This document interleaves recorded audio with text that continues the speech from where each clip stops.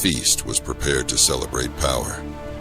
Tables were filled with roasted meat, sweet pies, and wine imported from distant cities. 49 wealthy masters gathered to eat, laugh, and boast about another successful harvest. But before the night ended, many of them would collapse to the floor, poisoned by the very meal they had demanded. Welcome to Shadow of Black History, the place where hidden truths, forgotten resistance, and untold stories finally come into the light. Before we begin, tell us in the comments where you are watching from, your city, your country, and the time there right now. We enjoy seeing how far these stories travel across the world, and if you have not subscribed yet, please subscribe and like the channel so you never miss the powerful stories we uncover here. We truly appreciate every one of you for being here today. The story you are about to hear is one of the most mysterious and shocking events whispered about in the history of the American South. Some people say it was revenge, others say it was desperate resistance, and some historians believe the truth was deliberately buried. So relax, remove every distraction around you, and pay very close attention. Watch until the very end, because this is a story you do not want to miss even a single paragraph of. Now, let us begin. The Mississippi Delta during the year 1853 was a land of extreme contrast. Vast cotton plantations stretched across the fertile soil, producing enormous wealth for plantation owners, while enslaved people worked from sunrise to sunset under constant supervision. Among these estates stood Magnolia Plantation, a large property in Adams County, known for its productive fields and grand gatherings. The plantation belonged to Henry Beaumont, a wealthy planter whose fortune had grown rapidly as cotton became one of the most valuable crops in the United States. Magnolia Plantation was not only known for its cotton, but also for the lavish harvest feasts Beaumont hosted every year. When the cotton harvest ended, neighboring planters, traders, and overseers traveled miles to attend these celebrations. Long tables filled with roasted meats, vegetables, breads, and desserts turned the plantation dining hall into a symbol of wealth and power. Behind the scenes of these celebrations stood the plantation kitchen, a place of intense labor and constant heat. Dozens of enslaved workers spent hours preparing enormous meals to satisfy the guests. At the center of this work was the plantation cook, a man named Elias. For many years, Elias had served as Magnolia Plantation's chief cook, earning a reputation for preparing meals so delicious that visitors often praised Beaumont for employing such talent. Because of his skill, Elias held a position that allowed him access to the kitchen, the smokehouse, and the food storage areas. He supervised assistants and handled ingredients that would eventually appear on the dining tables of wealthy guests. Many people believed that Elias lived a slightly easier life than the field workers because he worked indoors and handled food instead of cotton. But the truth was far more complicated. Like every enslaved person on the plantation, Elias lived without freedom and without control over his own future. Every day he prepared elaborate meals for the very people who controlled his life and the lives of everyone around him. And over time, he witnessed events that slowly filled him with a quiet anger that few people ever noticed. That anger began to grow stronger during the harvest season of 1853. Magnolia Plantation operated under strict discipline enforced by overseers who ensured that every worker met daily quotas in the cotton fields. Among these overseers was a man named Caleb Ross, whose reputation for cruelty spread across the plantation. Workers whispered about punishments carried out in the fields when someone slowed down from exhaustion or illness. These punishments were meant to maintain fear and obedience, and they often left deep scars, both physical and emotional, among the enslaved community. Elias watched many of these events from a distance. The kitchen windows faced part of the fields, allowing him to see workers returning at night after long days of labor. Among them was his younger brother, Samuel. Years earlier, the two men had been separated when slave traders sold them to different plantations. By chance, Samuel had been purchased by Beaumont several years later, bringing the brothers together again under the same system that had once torn them apart. For Elias, that reunion had offered a small piece of comfort in a life filled with hardship. But that comfort did not last. During the intense harvest season, Samuel collapsed in the cotton field after days of working under severe heat and exhaustion. Witnesses later whispered that the overseer Ross forced him to stand again, even though he could barely move. By nightfall, Samuel was dead. No investigation followed. The plantation continued operating as if nothing had happened. For Elias, the grief of losing his brother turned into something deeper. As autumn approached, Magnolia Plantation began preparing for its annual harvest feast. This event was one of the most important social gatherings in the region. Wealthy plantation owners traveled from surrounding counties to celebrate the success of the cotton harvest. Carriages arrived carrying guests, dressed in elegant clothing, while musicians played on the veranda and lanterns illuminated the large plantation house. Inside the kitchen, preparations began days in advance. Hogs were slaughtered for roasting. Chickens were seasoned for stews and pies. Vegetables from garden plots were cleaned and chopped. Large ovens baked fresh bread, while barrels of flour and sugar were opened to prepare desserts. Elias directed every step of the cooking process, with the precision of someone who had done this work many times before. Assistants followed his instructions as they chopped vegetables, stirred sauces, and carried trays between the kitchen and the dining hall. To the Beaumont household, Elias appeared calm and professional, just as he had during previous celebrations. Yet, inside his mind, something had already begun forming. Plantations often stored chemicals and substances used for farming, medicine, or pest control. Some of these materials could become extremely dangerous if mixed with food. Few people paid attention to such supplies because they were rarely handled by anyone except trusted workers. Elias knew exactly where those substances were kept, and during the days leading up to the feast, he quietly gathered small amounts.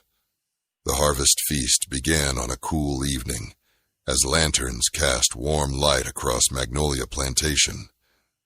Guests arrived laughing and greeting one another, while servants guided them into the large dining hall. Long wooden tables were covered with white cloth and filled with dishes prepared in the kitchen.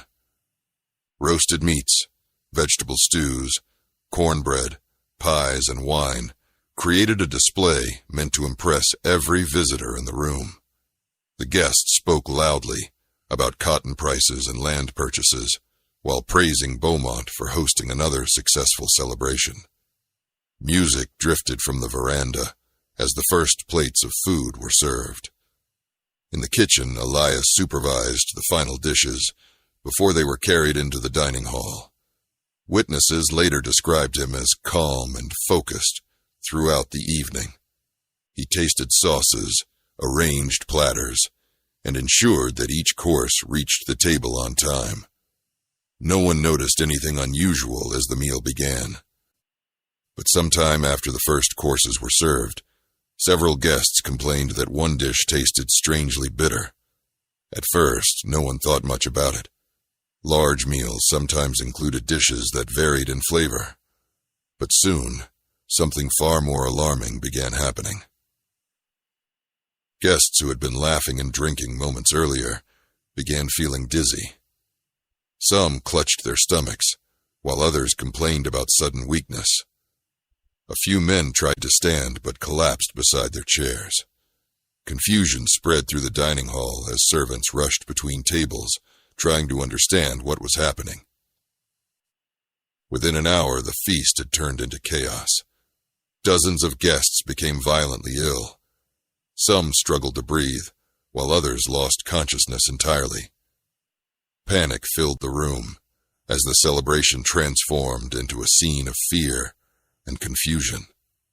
By midnight, nearly 49 men, who had gathered to celebrate the harvest, had been affected by the mysterious poisoning. Investigators later searched the plantation kitchen for answers, but the man responsible for preparing the meal was gone.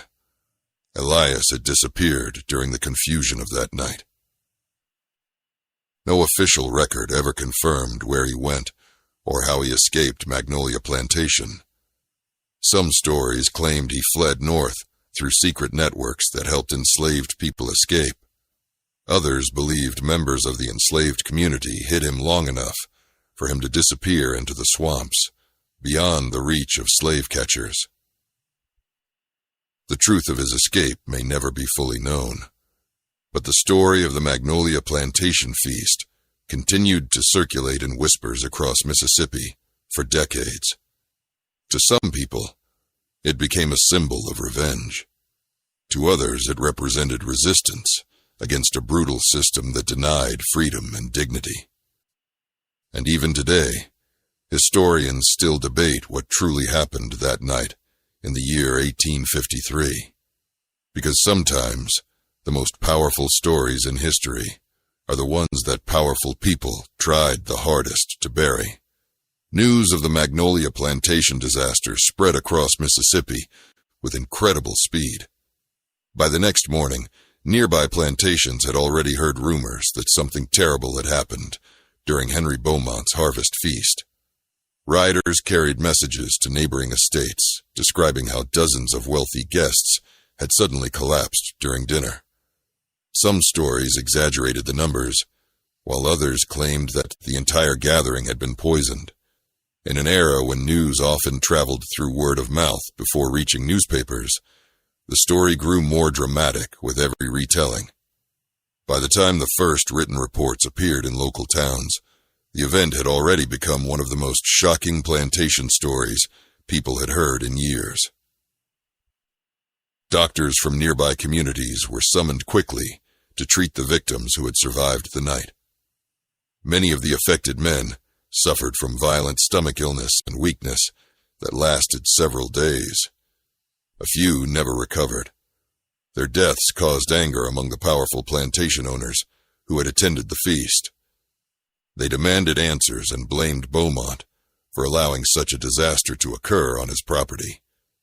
Beaumont himself was humiliated. The harvest feast had been meant to display his wealth and authority. Instead, it had turned Magnolia Plantation into the center of a scandal that spread across the region. Suspicion quickly turned toward the kitchen. Plantation owners believed that poison could only have entered the meal during preparation. When investigators searched for the cook who had supervised the feast, they discovered that Elias was missing.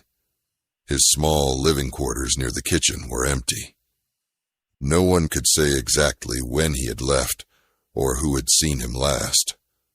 Overseers questioned the enslaved workers across the plantation, but no one admitted knowing where the cook had gone.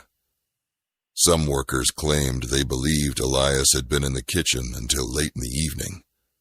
Others said they had not seen him since the meal began.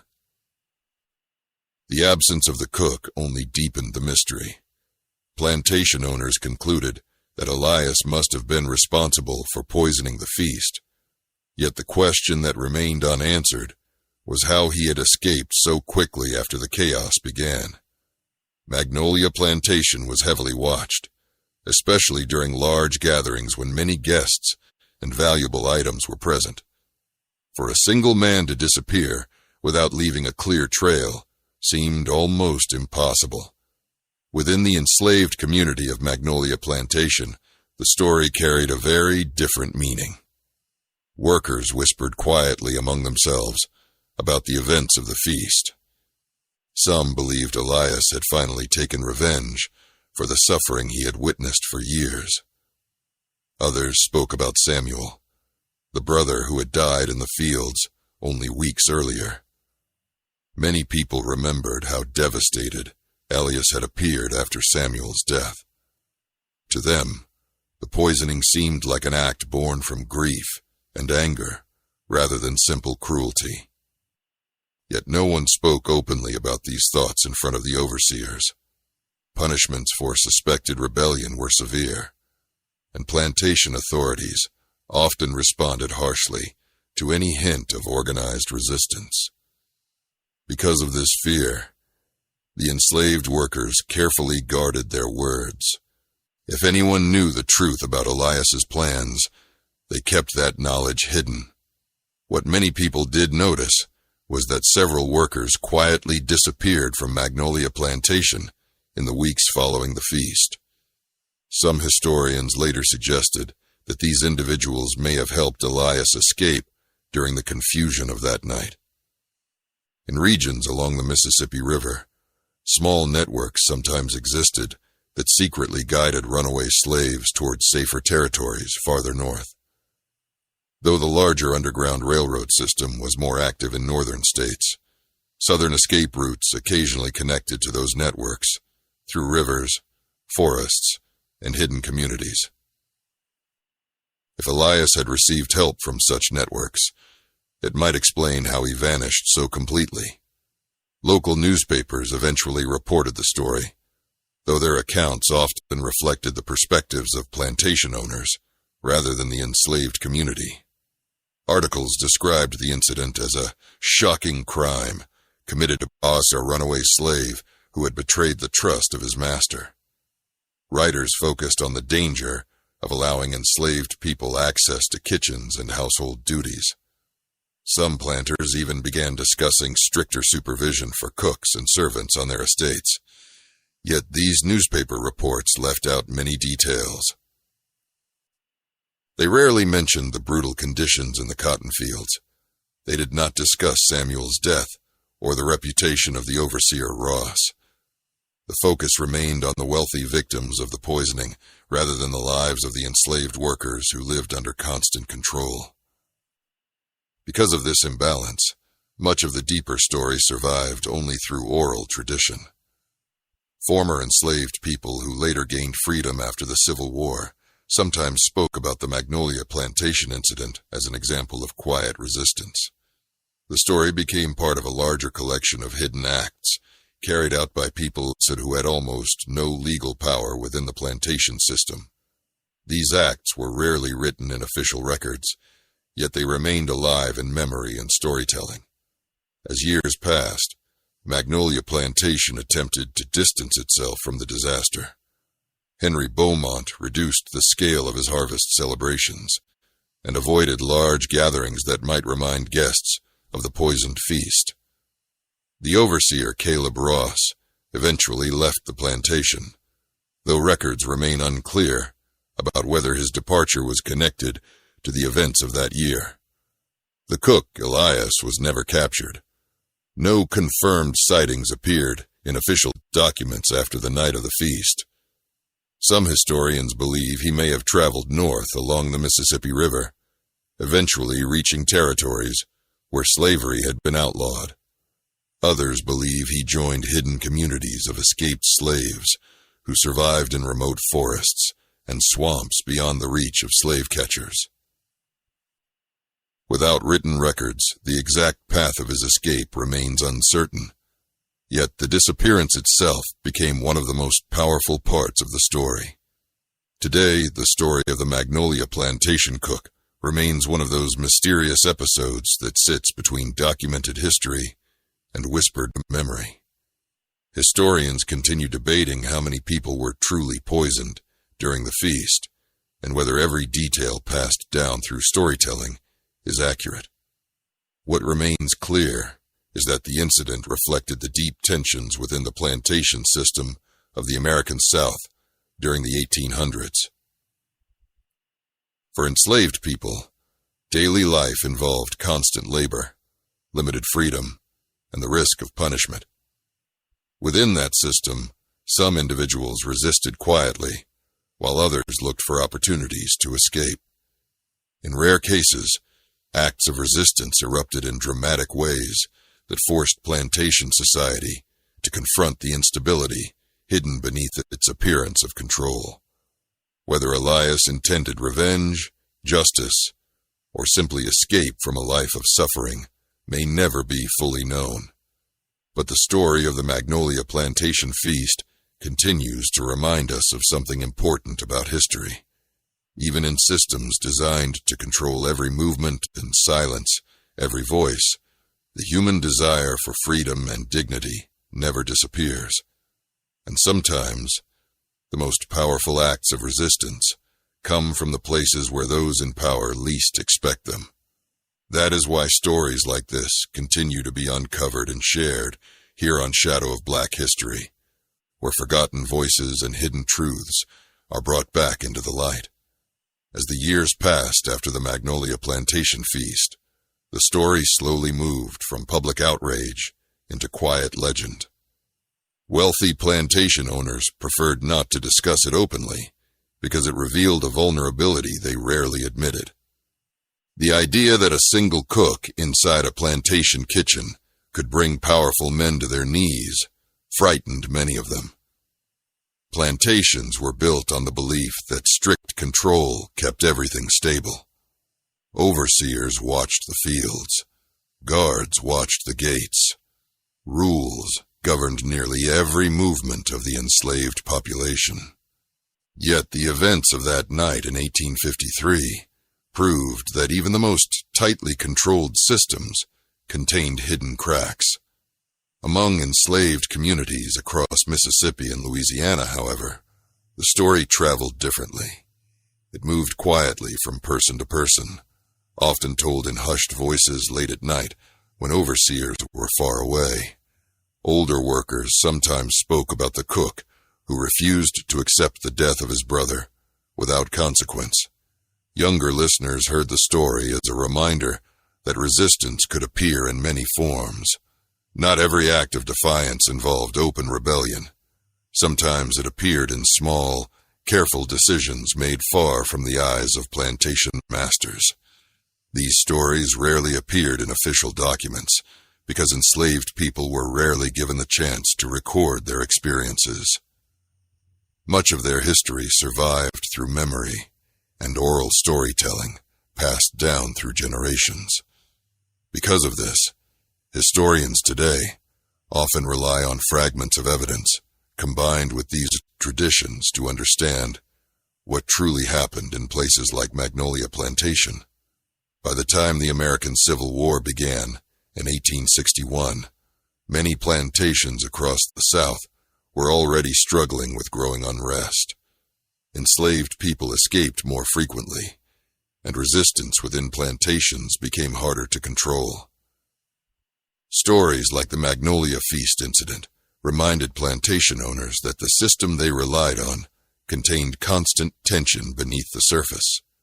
During the war years, the plantation economy itself began to collapse as Union forces moved through southern territories and enslaved people seized opportunities to escape whenever possible. Some historians believe that if Elias had remained somewhere in the South, he may have eventually gained freedom during these years, when the institution of slavery itself began to break apart. After the war ended and slavery was abolished, many formerly enslaved people shared stories about the hidden acts of resistance that had taken place long before freedom officially arrived. Among these stories were accounts of sabotage, secret escape routes, and small acts of defiance carried out inside plantation kitchens, barns, and workshops. Though the Magnolia Plantation poisoning was rarely mentioned in official histories, it continued appearing in these oral traditions as an example of how one individual challenged a system built on oppression. Historians who later studied plantation life discovered that kitchens often held a unique position within plantation society. Cooks sometimes had access to ingredients, tools, and areas of the plantation that field workers rarely entered. Because plantation owners depended on cooks to prepare daily meals, these workers occasionally moved with slightly less supervision than others. This position created a complicated dynamic. On one hand, cooks were expected to remain loyal to the household they served. On the other hand, they lived within the same system of bondage as everyone else. They saw the suffering in the fields, heard the punishments carried out by overseers, and understood the injustice surrounding them. In many cases, plantation cooks quietly helped fellow enslaved people by sharing food, passing messages, or assisting escape attempts. Their work placed them in positions where they could observe the inner workings of plantation life more closely than most workers. The story of Elias fit within this larger pattern. Whether every detail of the poisoning was recorded accurately or not, the event reflected the reality that enslaved individuals often found creative ways to resist the systems controlling their lives. Today, Magnolia Plantation itself has long since changed. The cotton fields that once produced enormous wealth during the 1800s no longer operate under the same system that once dominated the region. Many former plantation sites across the American South have become historical locations where researchers and visitors study the complicated history of slavery and the lives of the people who lived through it. In these places, historians attempt to recover voices that were often excluded from official records. Plantation ledgers recorded cotton production and financial transactions in great detail, yet they rarely captured the personal stories of the enslaved individuals whose labor made those plantations possible. Because of this, historians increasingly study oral traditions, family histories, and hidden records to reconstruct these experiences. Stories like the Magnolia Plantation Feast remind researchers that history is not only found in official documents, it also lives in the memories and traditions passed down by those who experienced events firsthand. Whether Elias truly poisoned 49 masters during the Harvest Feast in 1853, or whether the number grew larger through retelling, the story continues to spark curiosity and debate among historians today. What remains undeniable is the deeper message hidden inside the legend. The plantation system depended on the belief that enslaved people had no power and no voice. Yet stories like this reveal that resistance existed constantly beneath the surface. Sometimes that resistance appeared quietly through survival and endurance. Other times, it appeared through bold actions that shocked the people who believed they controlled everything. The cook of Magnolia Plantation may have disappeared into history without leaving written records behind. But the story of that night continued traveling through generations as a reminder that even in the darkest chapters of history, individuals still searched for ways to reclaim dignity and justice. And that is exactly why stories like this continue to be explored and shared here on Shadow of Black History, where forgotten voices, hidden resistance, and untold moments from the past are finally brought into the light. Because sometimes the most powerful stories in history are the ones that powerful people once tried the hardest to bury. Even decades after the events at Magnolia Plantation, people in parts of Mississippi still spoke about the Harvest Feast in 1853 with a mixture of fear and fascination. Older residents remembered hearing their parents and grandparents mention the strange night when powerful men suddenly fell ill during a celebration meant to display their authority. In small towns along the Mississippi River, the story slowly blended with other accounts of resistance that had taken place during the years of slavery. Some storytellers described Elias as a quiet man who endured years of pain before finally striking back. Others described him as a careful planner who waited for the perfect moment to act. Over time, the details shifted depending on who told the story, yet the central idea remained the same. A man who had been forced to serve the plantation system had found a way to challenge it from within. Historians who later examined plantation records discovered that many estates across the South kept strict notes about cotton harvests, crop yields, and financial transactions, but rarely recorded internal conflicts involving enslaved workers unless those events threatened the plantation economy. Because of this, incidents involving resistance were sometimes hidden, minimized, or simply left out of official documents. Plantation owners often feared that publicizing such events might encourage others to rebel. As a result, many acts of resistance survived only through the memories of the communities who experienced them. The Magnolia Plantation poisoning fit into that pattern. Official records acknowledged that several guests became ill during the feast, yet the explanations offered by plantation authorities often blamed spoiled food or accidental contamination rather than deliberate action. At the same time, oral histories preserved by formerly enslaved families told a very different version of the event. These stories described Elias not as a criminal, but as a man who refused to accept the suffering around him in silence. Because written documentation was limited, historians today continue debating how much of the story can be confirmed.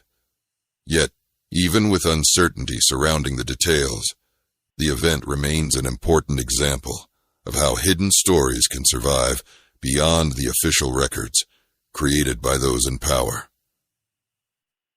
During the late 19th century, as the United States moved further away from the era of slavery, researchers and writers began collecting accounts from formerly enslaved people about life on plantations.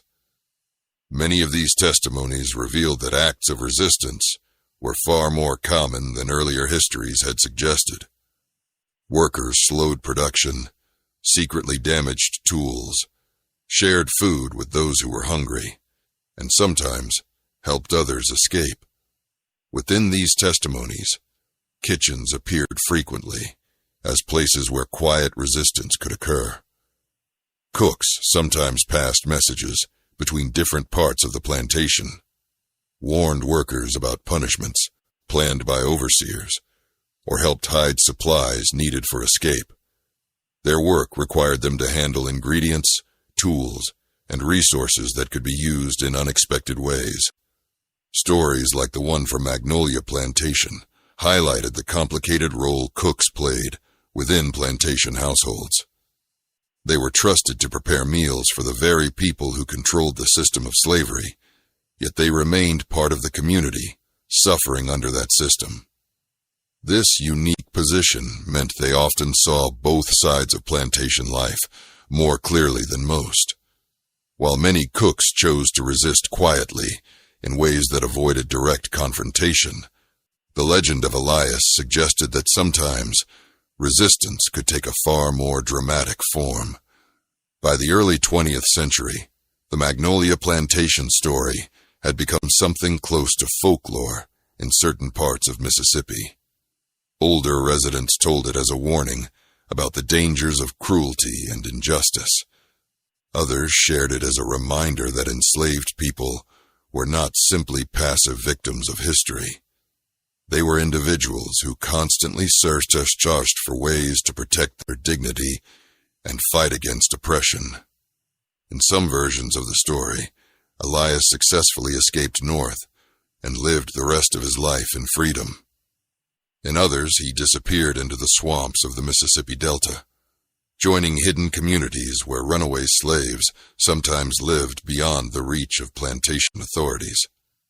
A few storytellers even claimed that he eventually returned secretly to help others escape from nearby plantations. No historical record has confirmed these endings, but the uncertainty itself became part of the legend. The disappearance of Elias allowed people to imagine that he survived and built a new life far from Magnolia Plantation. Modern historians studying slavery often emphasize that resistance took many forms. While large revolts and organized rebellions received the most attention in history books, the everyday acts of defiance carried out by enslaved individuals were just as significant.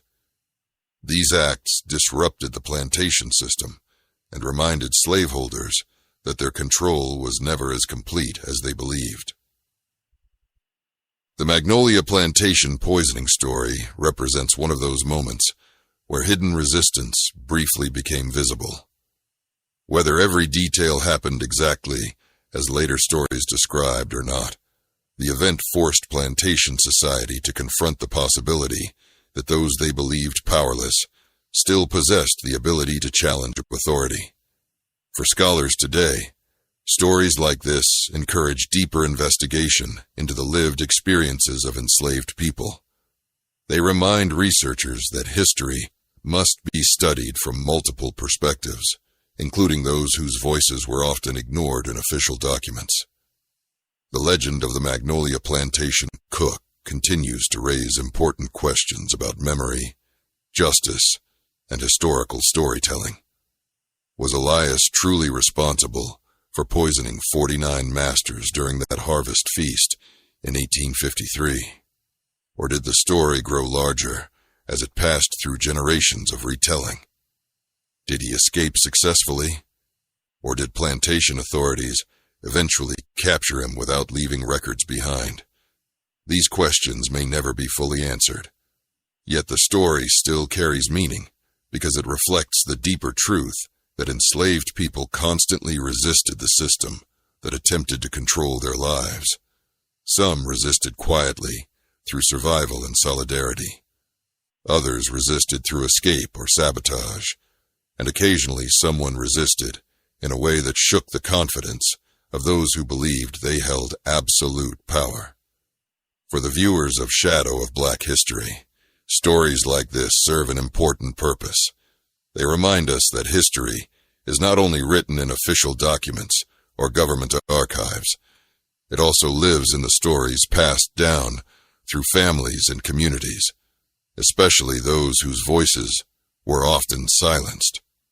And sometimes, those hidden stories reveal courage, resistance, and determination that official history tried to forget. That is why we continue uncovering them.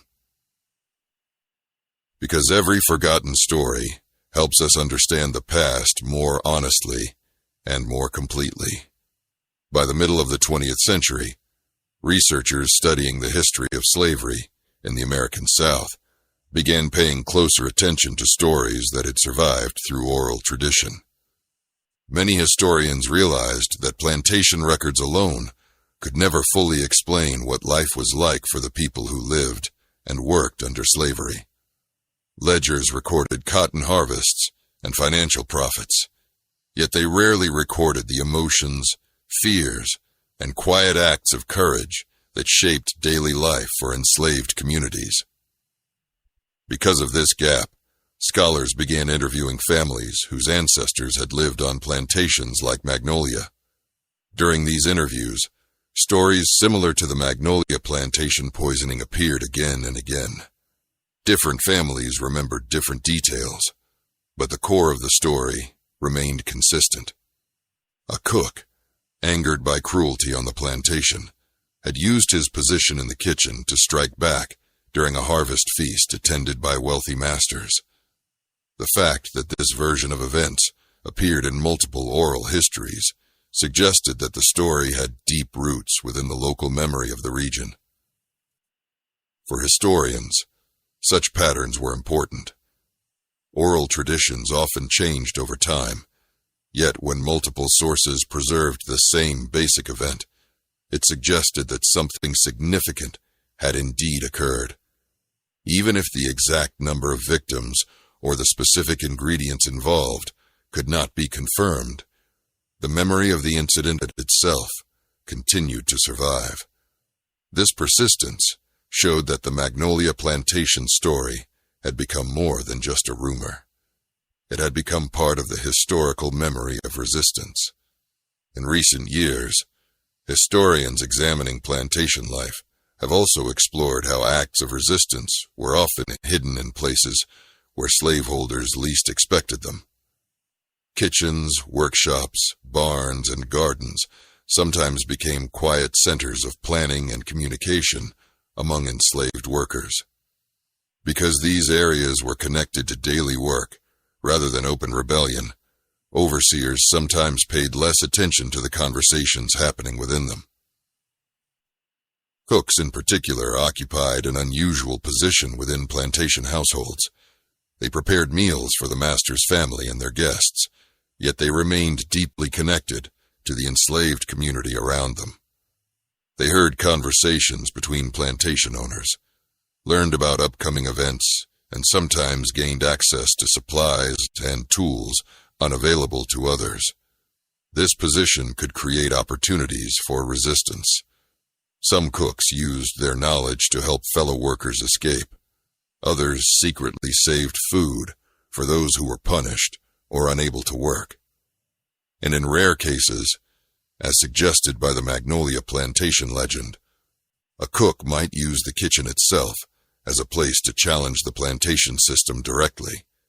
The story of Elias represents one of the most dramatic examples of how that position could be used. Modern historical research has also revealed how plantation owners responded to incidents like the Magnolia Feast. Rather than openly acknowledging the possibility of rebellion or sabotage, many planters preferred to explain such events as accidents. Admitting that enslaved workers had intentionally resisted could encourage fear among other slaveholders and potentially inspire further resistance.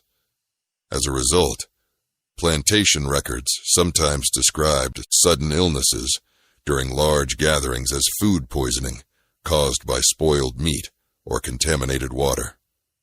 These explanations allowed plantation owners to avoid admitting that someone within their own workforce had deliberately challenged them. This pattern may explain why official records from Magnolia Plantation contained limited details about the poisoning incident. While they acknowledged that several guests became ill during the harvest celebration, they avoided placing clear blame on any individual. Meanwhile, the oral stories circulating among the enslaved community preserved a very different interpretation of the event. Together, these two versions illustrate how history can be shaped by perspective. Today, Magnolia Plantation, like many former plantation sites across the American South, exists mainly as a historical landmark. Visitors who walk through the old grounds often see restored buildings, wide fields, and quiet landscapes that appear peaceful compared to the harsh realities of the past.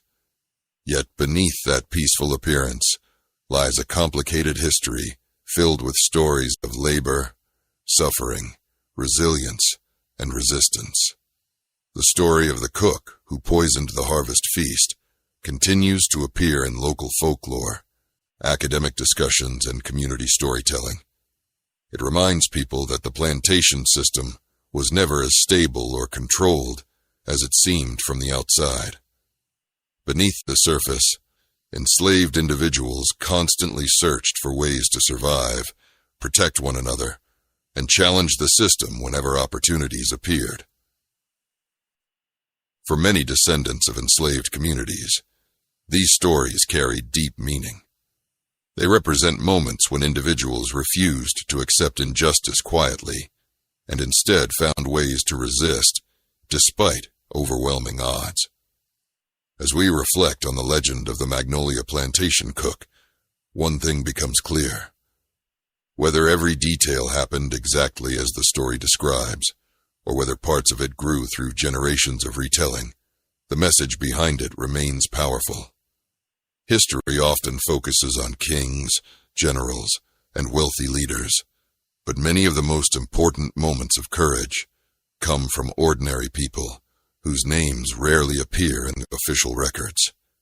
Elias may have been only a cook in the eyes of the plantation owners who controlled Magnolia Plantation, Yet the story of his actions continues to be remembered more than a century later because it speaks to something deeper than a single event.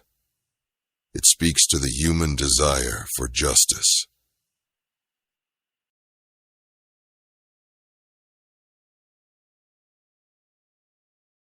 It speaks to the refusal to accept cruelty as normal, and it reminds us that even in systems designed to silence voices, people still find ways to be heard. That is why stories like this continue to be shared here on Shadow of Black History, where hidden moments of courage and resistance are brought back into the light. Because every forgotten story helps us understand the past more clearly, and every rediscovered voice reminds us that history belongs to more than just those who once held power. As historians continued studying plantation societies across the American South, they began recognizing that stories like the Magnolia Plantation Feast were not isolated incidents. Throughout the 19th century, enslaved people developed many forms of resistance that often remained hidden from official records. These acts ranged from slowing work in the field to secretly breaking tools, from passing coded messages to organizing escapes under the cover of night.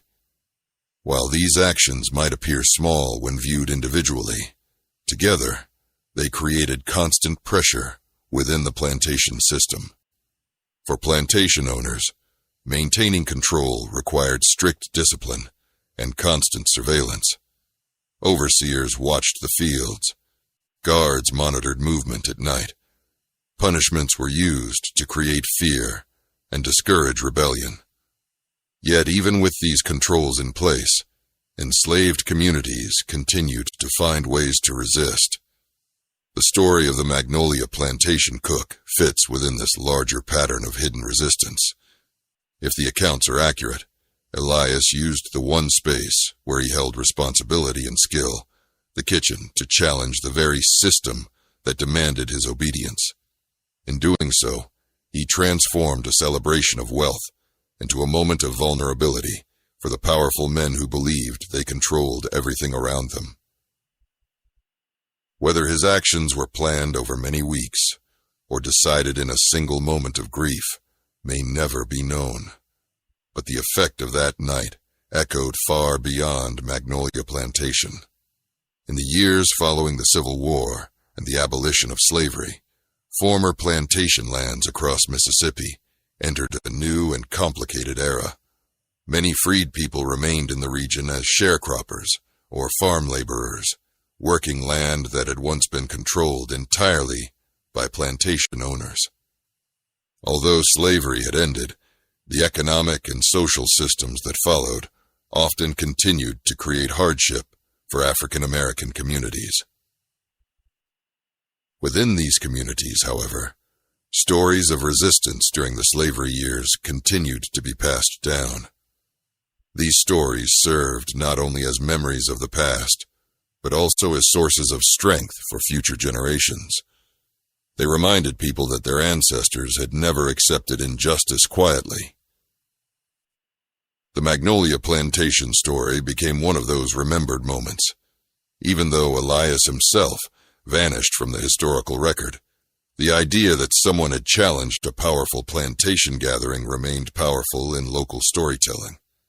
For descendants of enslaved families, the story represented courage, in a time when courage carried enormous risk.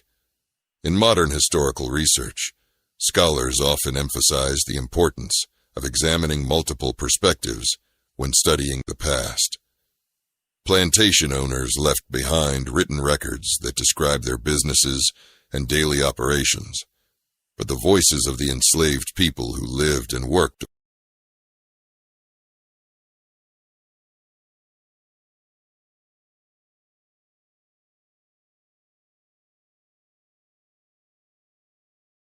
on those plantations were rarely preserved in the same way.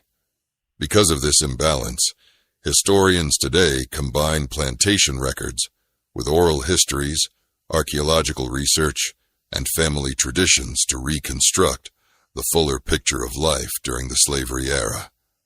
These methods allow researchers to uncover stories that might otherwise remain hidden. The Magnolia Plantation poisoning story represents one of those complex historical puzzles. Some elements appear in scattered documents. Others exist only in oral tradition. Together, they form a narrative that reflects both the documented history of the plantation system and the lived experiences of those who endured it. This combination of evidence and memory helps historians understand that resistance was not rare. It was part of daily life for many enslaved people.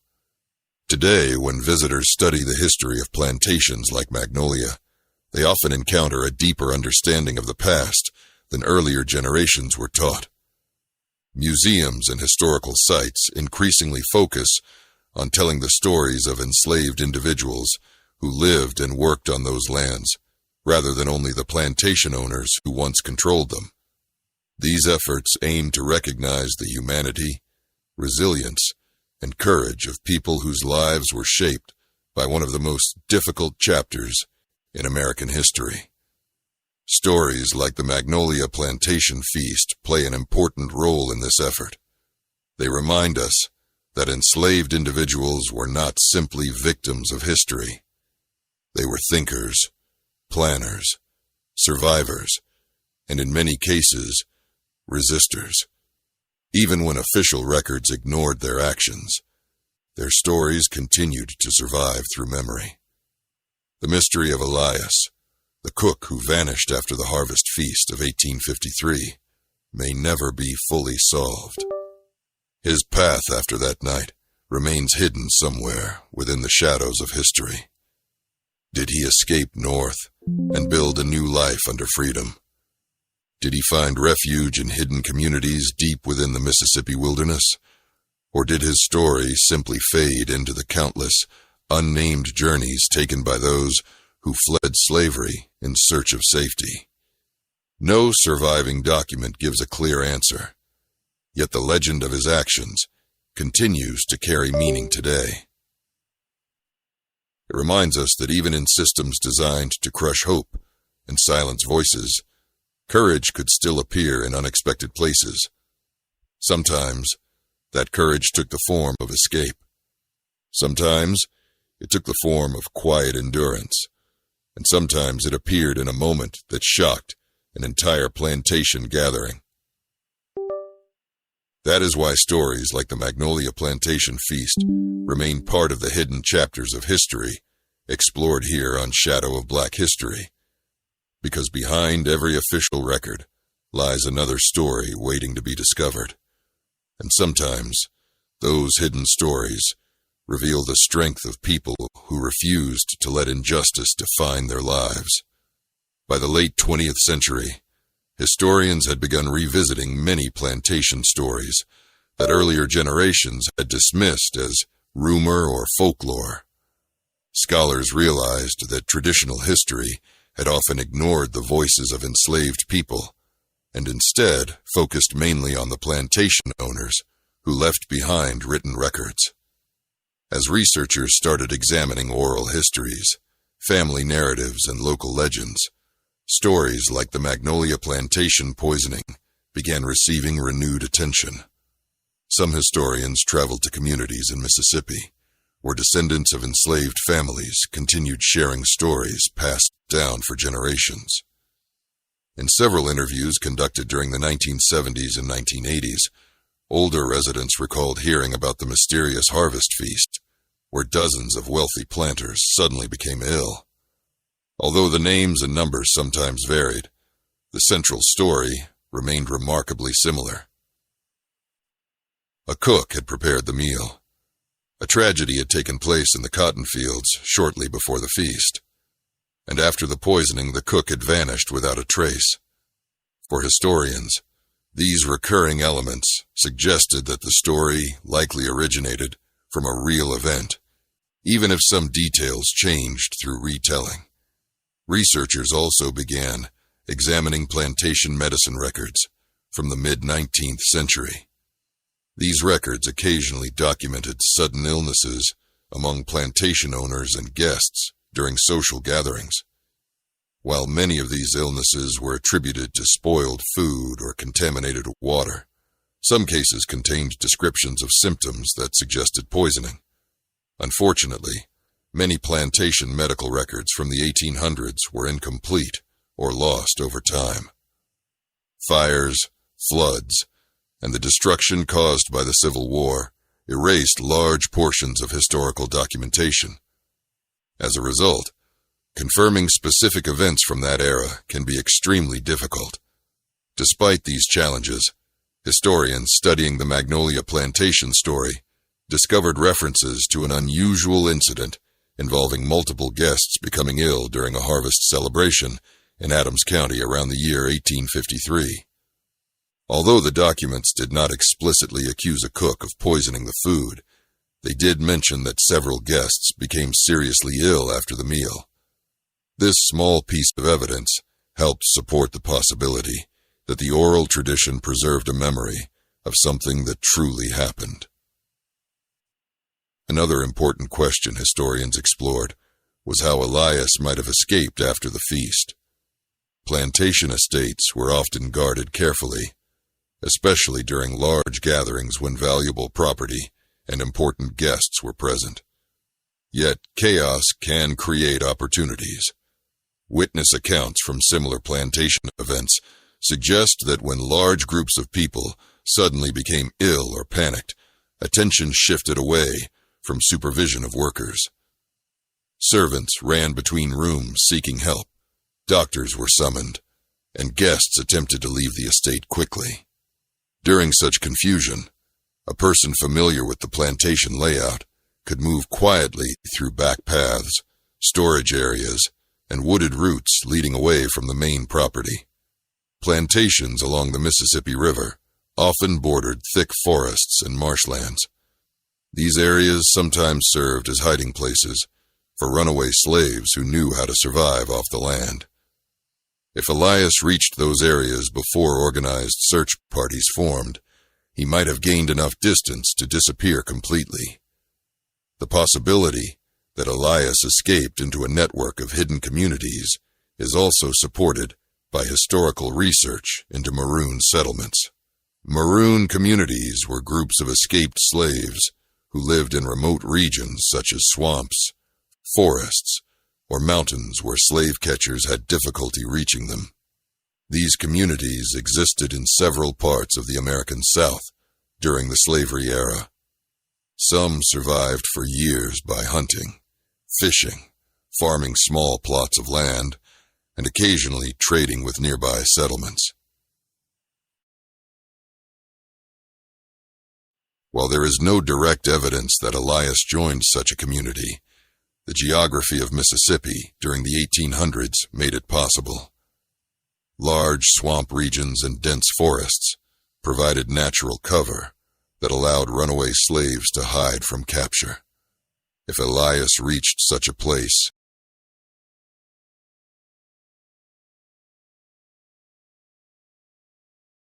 he may have found refuge among people who understood exactly why he had fled. Today, the story of the Magnolia Plantation cook continues to exist at the intersection of history and legend. Some historians treat it cautiously, recognizing that oral traditions sometimes grow more dramatic over time. Others believe the story captures an important truth about resistance during the slavery era, even if every detail cannot be proven with documents. What remains undeniable is the broader historical reality that enslaved people constantly resisted the system imposed upon them. They resisted through escape, through sabotage, through community support, and sometimes through bold acts that forced plantation society to confront its own cruelty. Whether Elias truly poisoned 49 masters during that harvest feast, or whether the number changed as the story spread, the legend continues to represent something powerful.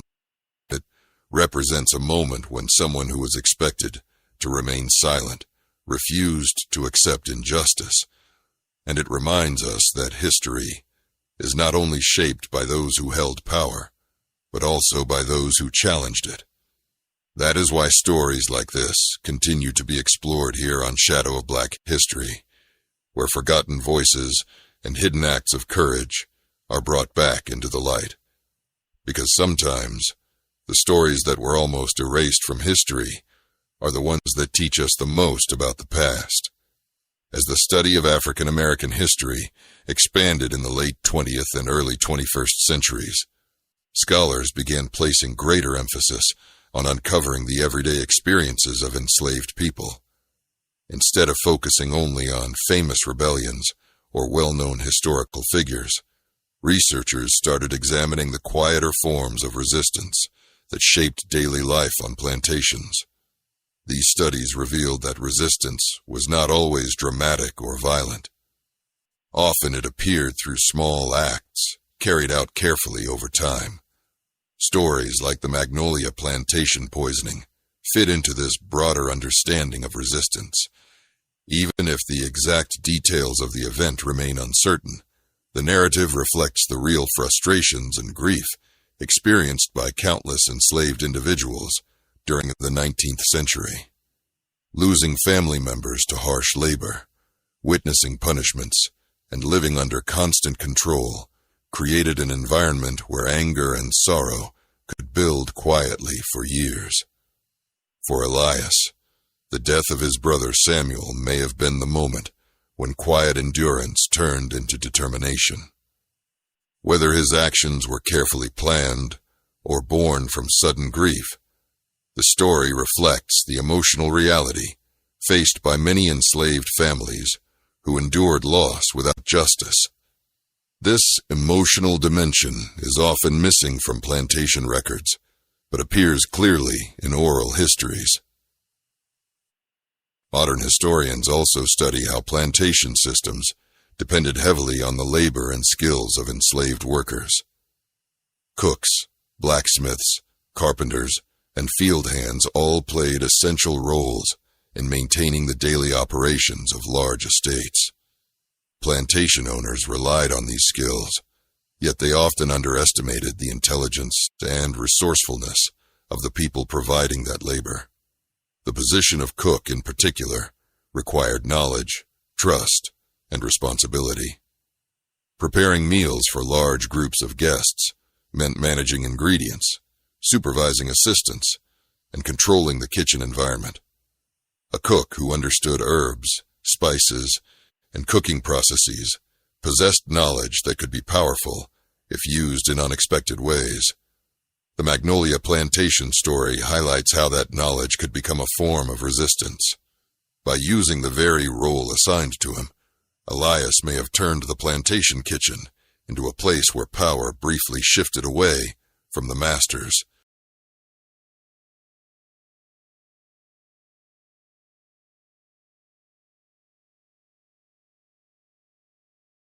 And toward the enslaved community. Even if historians cannot confirm every detail, the symbolism of that moment remains powerful. Over time, the legend of Elias also became a cultural reminder within African American storytelling traditions. Stories about clever individuals who outwitted oppressive systems have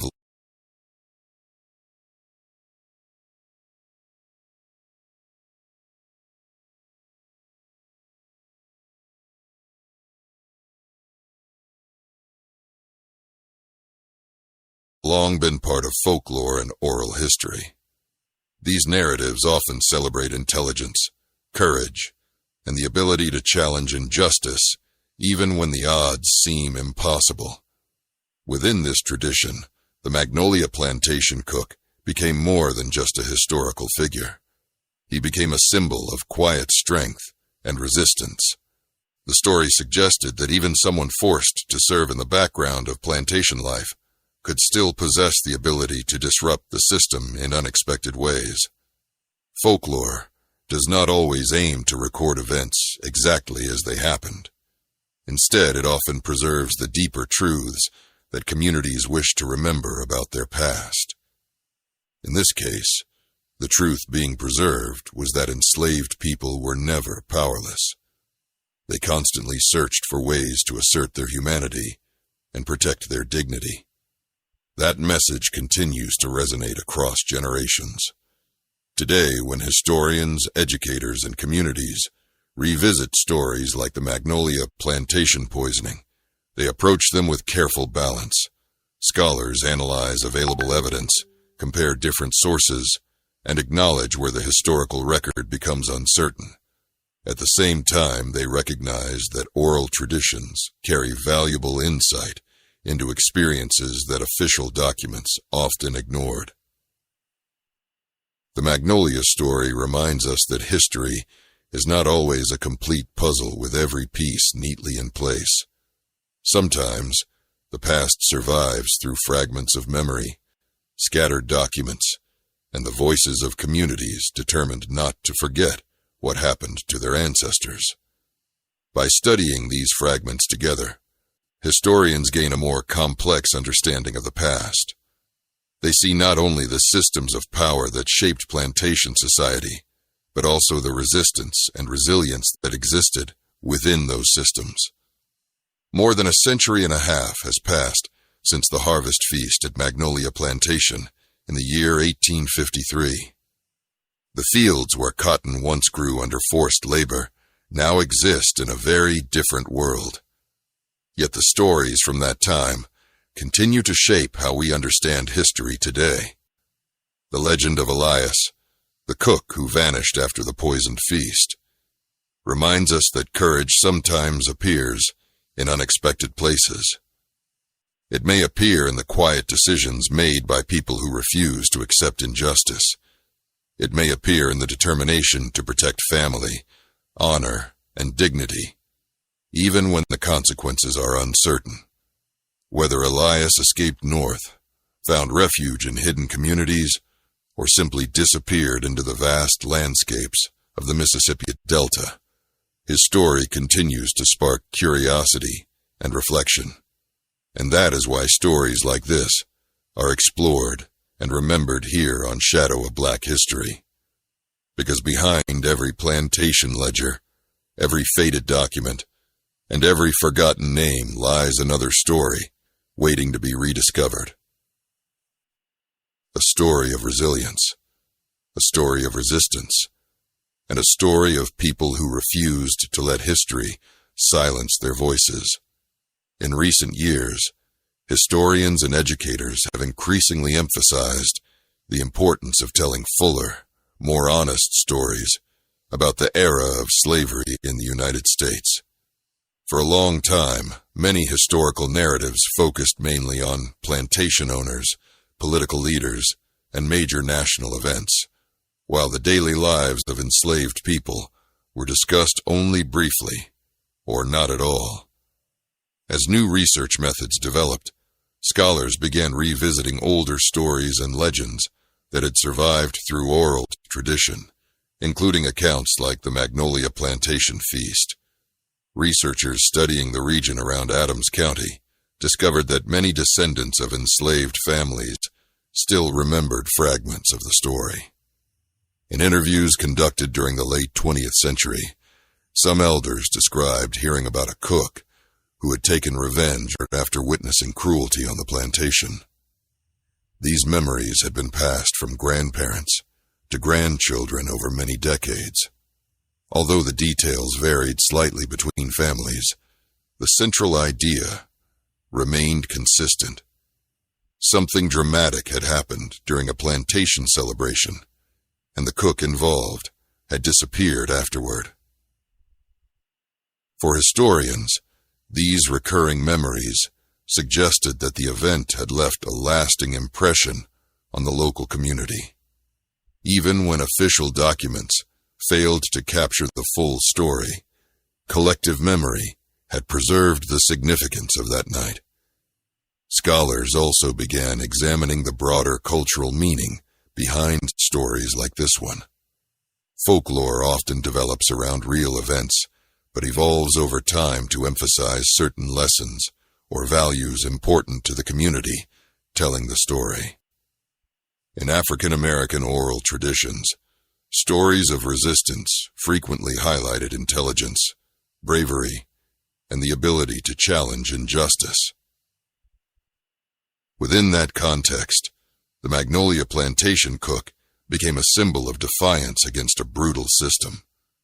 The story suggested that even individuals placed in positions of service could find ways to challenge those who believed they held absolute authority. Whether the number of victims was truly 49, or whether the figure grew larger through storytelling, mattered less than the message behind the story. The message was clear. Oppression could be challenged, even in the most controlled environments, and those who seemed powerless often possessed more strength and courage than the system expected. Modern historians also stress the importance of understanding the emotional reality of enslaved life. Plantation records documented cotton production and financial profits with great detail, yet they rarely acknowledged the human suffering that made those profits possible. Families were separated, workers endured long hours under harsh conditions, and punishments were often severe.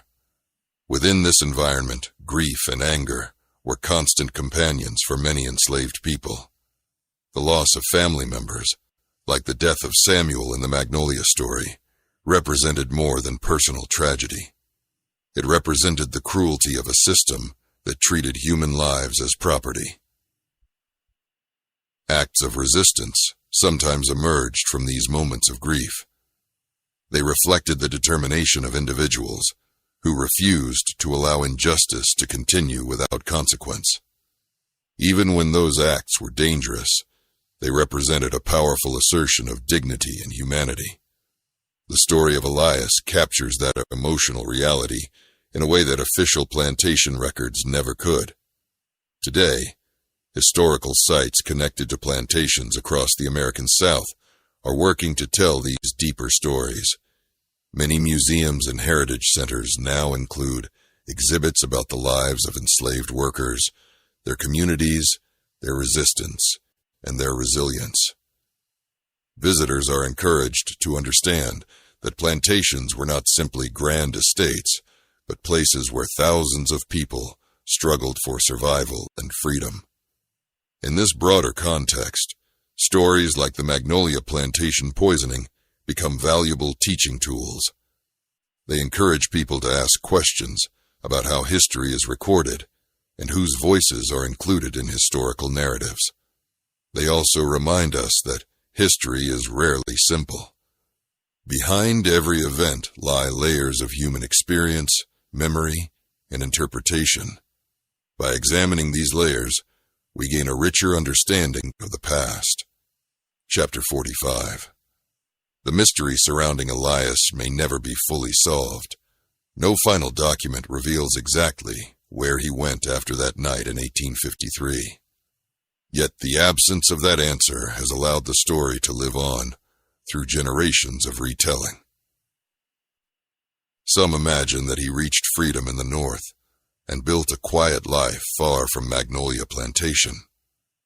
Others believe he remained somewhere in the South, hidden among communities that protected those who escaped slavery. And some simply see his disappearance as a symbol of resistance that could never be completely captured or controlled. Regardless of which ending may be closest to the truth, the legend of the Magnolia Plantation cook continues to carry meaning today. It reminds us that courage often appears in unexpected places. It reminds us that history includes voices that were nearly erased. And it reminds us that even during the darkest chapters of the past, people continued searching for ways to claim justice, dignity, and freedom. That is exactly why stories like this continue to be uncovered and shared here on Shadow of Black History, where forgotten moments of resistance and hidden voices from the past are brought back into the light. Because every story we recover helps us understand not only what happened, but also the strength of the people who lived through it.